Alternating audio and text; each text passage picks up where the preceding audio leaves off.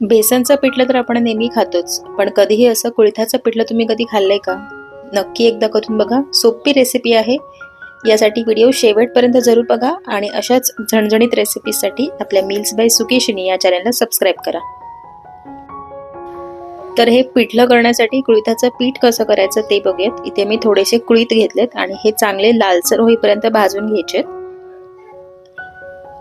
Low flame वरती किंवा medium flame वरती हे चांगले कुळीथ भाजून घ्यायचे. 4 ते 5 मिनिटात हे भाजले जातात. एकदम मोठा गॅस करून भाजू नका, नाही तर ते फार करपतील, काळपट होतील. जसं शेंगदाणे भाजल्यावर शेंगदाणे भाजले की त्याचा तडतडण्याचा आवाज येतो, कुळीथाचा सुद्धा ते भाजले ना की त्याचा तडतडण्याचा आवाज येतो. तसा आवाज येऊ लागला की गॅस बंद करायचा. आता 2-3 मिनिटातच बघा थोडासा रंग कुळीथाचा डार्क झालाय, लालसर होत आलाय. आणखी 3-4 मिनिटं हे मी परतवून घेते.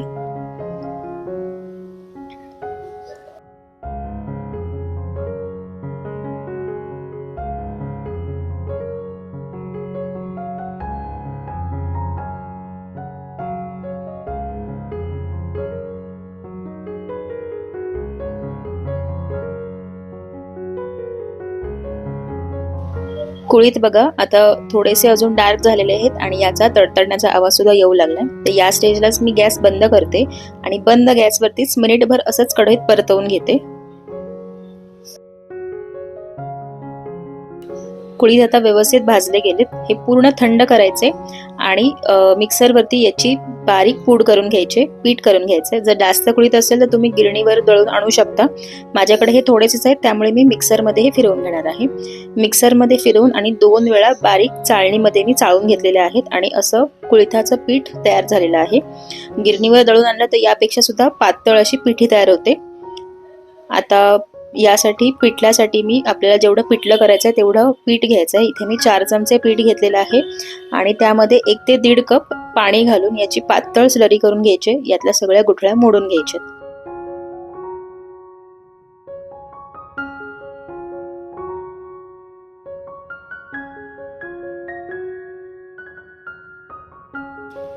स्लरी तयार आहे. आता आपण फोडणी देऊयात.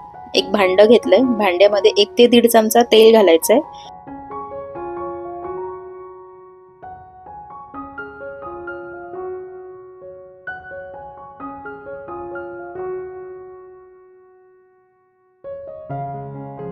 तेल चांगलं तापलेलं आहे. यामध्ये घालूया अर्धा चमचा मोहरी, अर्धा चमचा जिरे.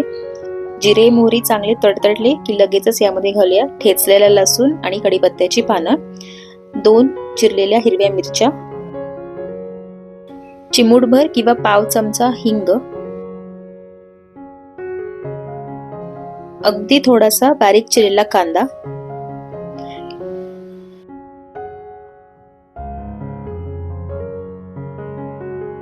आणि थोडीशी कोथिंबीर सुद्धा घालायची फोडणीमध्ये. आता हे सगळं चांगलं 2 मिनिटं तेलात भाजून घेऊयात. कांदा मऊ होईपर्यंत आणि लसूण जे आहे त्यातला कच्चेपणा निघेपर्यंत आपल्याला हे चांगलं भाजून घ्यायचंय.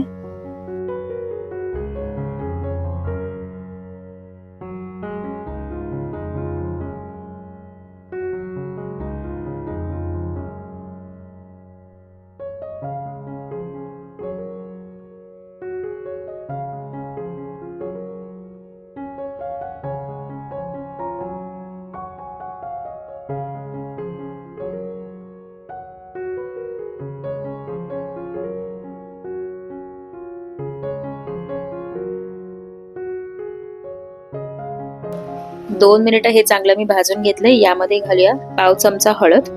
हळद चांगली या फोडणीमध्ये मिक्स करून घ्यायची. रंग एक छान येतो पिठल्याला हळदीमुळे. हळद चांगली मिक्स करून झाली माझी. आता यामध्ये घालूया जी आपण सुरुवातीला स्लरी बनवली होती ती स्लरी. यामध्ये घालायच्या आधी थोडीशी चमच्याने मिक्स करून घ्यायची, थोडीशी ढवळून घ्यायची आणि मगच यामध्ये ओतायची.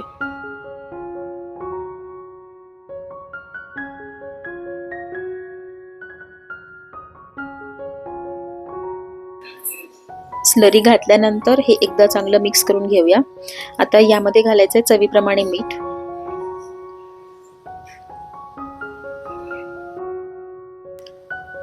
मीठ घातल्यानंतर एकदा चांगलं ढवळून घ्यायचं आणि हे पिठलं आपल्याला चांगलं शिजवून घ्यायचंय. आता सुरुवातीला या स्टेजला तर खूप पातळ वाटतंय, पण हे जसं जसं यातलं पीठ शिजेल ना, हे थोडंसं दाटसर होईल. त्यामुळे सुरुवातीला स्लरी करताना थोडंसं पाणी जरी जास्त झालं तरी काही हरकत नाही, आपण ते नंतर आटवून घेऊ शकतो.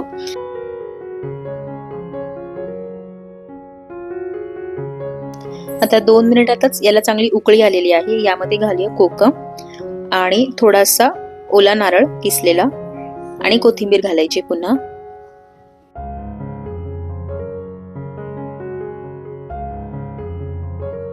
हे सगळं चांगलं मिक्स करायचंय आणि चांगलं 4 ते 5 मिनिटं हे पिठलं चांगलं शिजवून घ्यायचंय.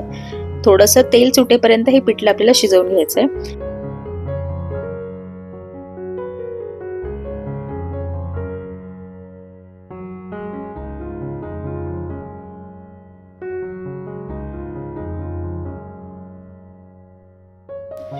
आता हे पिठलं चांगलं 3 ते 4 मिनिटं झालेली आहेत, उकळतंय आणि बघू शकता हलकं हलकं तेल सुद्धा सुटलेलं आहे.